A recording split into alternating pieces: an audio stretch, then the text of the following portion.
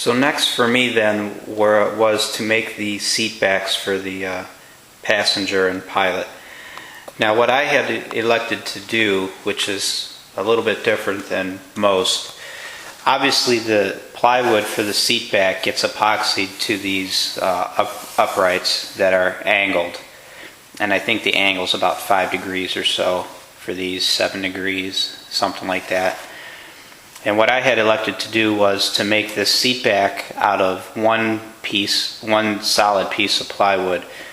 And I continued this angle all the way up and around so that this top part of the seat back is angled just as the rest of the seat back. Now what most people do, they'll bring this up and they'll stop it here. And then from here on up, the seat back will be straight up and down so that it's at a 90-degree angle to the longeron. So this comes up at an angle and stops, and then from here up, it's straight up and down. I elected to make mine out of one piece so that the top is in line with the rest of the seat. And I had done that with both the passenger and the pilot. So you can kind of see here, the seat back is epoxied to this angled piece here, and it continues on up at an angle. What I have seen before on some Pietenpol pictures, and I don't know why exactly, but I had seen where the back comes up at an angle and stops, and then there's a lip here where it comes up and stops, and then this top part is actually behind this top piece here.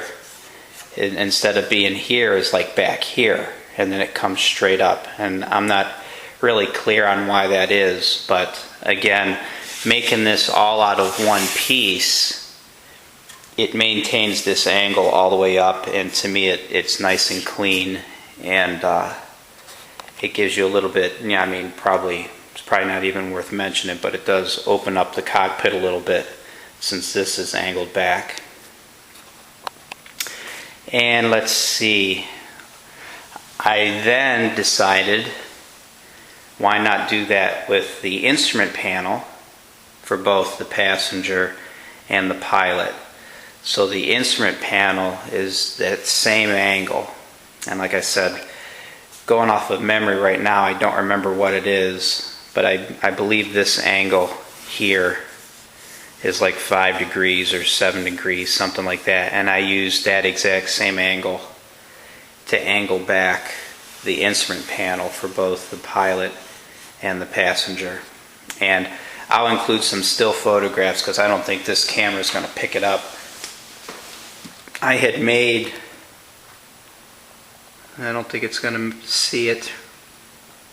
Like I said, I'll include some still pictures, but I had cut a wedge for this entire length here, and glued it onto the face of this cross piece here, because this cross piece was square. And I cut an angle wedge this entire length and epoxied it on to this piece to give me this angle. And of course, if I would have planned far enough ahead, I would have just cut this piece right here, this cross member here, rather than cutting it square. I would have cut it at an angle on this face, the entire length, rather than having to come back after the fact and attach a wedge-shaped piece. But you can't plan for everything because the fuselage is quite involved. So I decided to go ahead and continue the seats at an angle all the way up to the top and angle the instrument panel. So here's the pilot instrument panel at an angle. Here's the passenger seat back with that continued angle. You can kind of see it here. Where's my finger? There it is. This angle here continues all the way up. It doesn't come up and then stop and then go at a 90 degree. And I did that with both the front and the back, which is probably a little hard to see here because I've got my temporary cowling template in place. A note on the passenger seat, something that I had elected to do, which I have seen done on other Pietenpols. After you get your passenger seat back in place, the plywood, you come back and, well, no, that's not true. I put these on first and then did the plywood. But these cross members are called out on the prints, these diagonals, and on the print they show these on the front of the seat here. And most people put them in the back just because it makes the passenger seat back smooth. You don't have these things sticking out for them to lean on. So I went ahead and did that as well. I just put them in the back. And let's see. Oh, especially with the passenger seat back, it's a little involved because you have these cutouts for the pilot legs and you have this cutout here for the controls. And then since I made mine out of one piece, I had to do some cutting around the gusset. And let me see if I can get it here. Yeah, I had to cut around the gusset here and then come on up around and then around and cut out this access for the instruments. So what I had elected to do, I used this white poster board. Comes in like I think it's 2 foot by 3 foot or so pieces. And I used this, taped a couple of them together to make this template. To make a template for both the passenger and the pilot seat. And I would put the template in place and trim it and cut it until I got it to fit just right.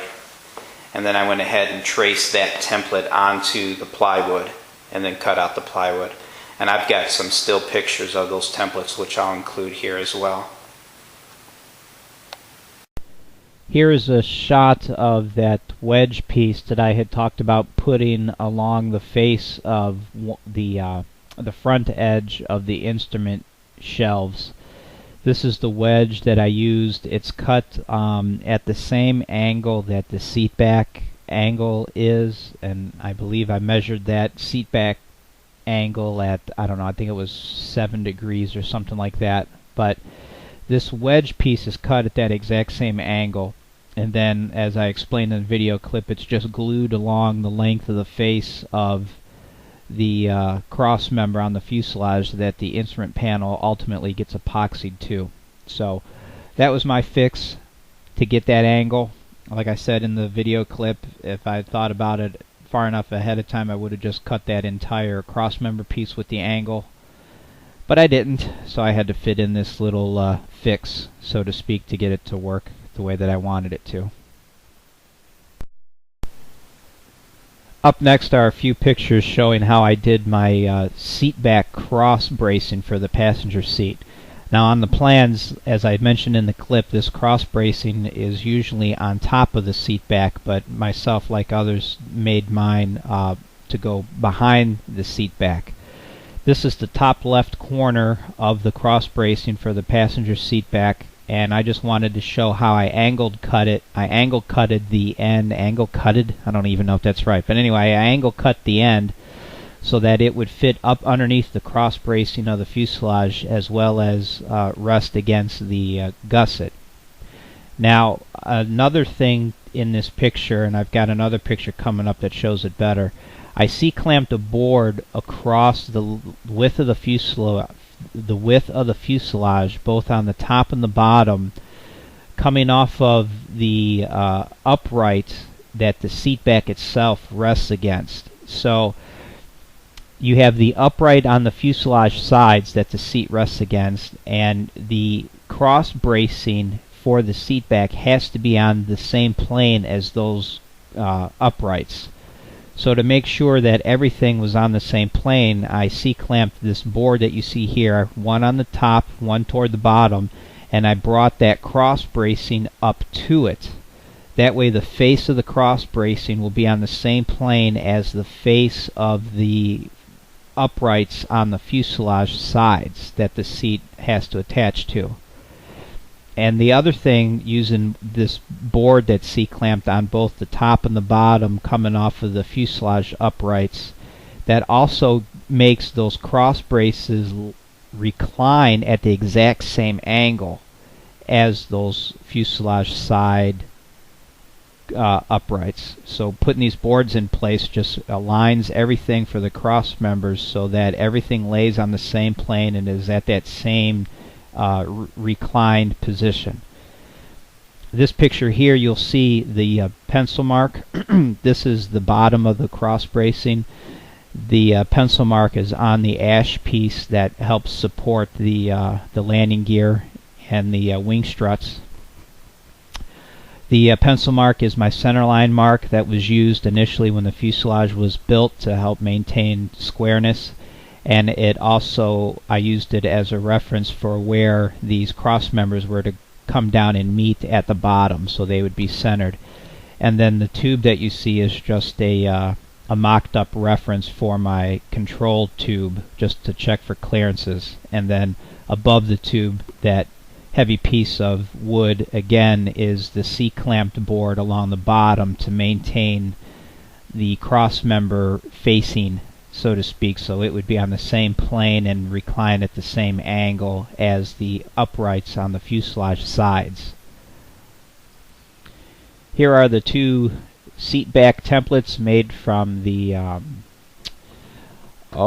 poster board that I talked about in the video clip.